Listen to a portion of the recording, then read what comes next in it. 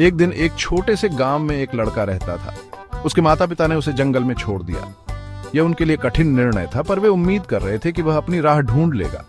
लड़का बहुत डरा हुआ था। चारों ओर केवल घने पेड़ और अजीब आवाजें थीं। उसने अपने आप को अकेला पाया और उसे समझ नहीं आया कि क्या करना है। शुरुआती दिनों में लड़का बहुत परेशान रहा। उसे भूख लगती तो वह जंगल में घूमकर खाने के लिए फल ढूंढता। उसे हर आवाज डराती थी, पर धीरे धीरे उसने महसूस किया कि जंगल उसकी दुश्मन नहीं बल्कि उसका साथी बन सकता है। जंगल में वह दौड़ते हुए जानवरों को देखता, पक्षियों की चहचहाहट सुनता और बहते नदियों की मीठी धुन महसूस करता। यह सब उसे थोड़ा सुकून देता। उसे यकीन हो गया कि वह यहां जी सकता है। दिन बीतते गए और लड़के ने जंगल में जीने के नए तरीके सीखे। उसने पेड़ों से फल तोड़ना और झरनों से साफ पानी पीना सीख लिया। धीरे धीरे उसने महसूस किया कि जंगल में कई दोस्त हैं। वह कुछ जानवरों से भी दोस्ती करने लगा। एक खरगोश उसके पास आया और उसकी घबराहट को कम किया। एक चिड़िया ने उसे छांव में बैठकर गाना सुनाया। इन दोस्तों के बीच लड़का खुश रहने लगा।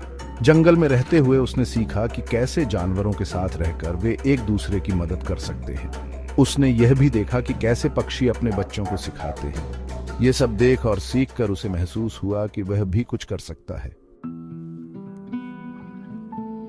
एक दिन लड़का जंगल के बीच एक छोटी सी झील के पास गया। वहां उसे एक अजीब सी मछली मिली। ये मछली बड़ी और सुंदर थी और उसकी आंखों में चमक थी। लड़के ने मछली से बात करने की कोशिश की।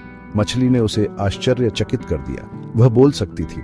उसने लड़के को बताया कि वह एक जादुई मछली है। उसने लड़के को जादू सिखाने का प्रस्ताव दिया। लड़का बहुत खुश हो गया और उसने जादू सीखना शुरू किया। मछली ने उसे सिखाया कि कैसे प्रकृति की शक्तियों का उपयोग कर सकते हैं। लड़के ने ध्यान लगाना सीखा और छोटी छोटी चीजों में चमत्कार करना सीखा।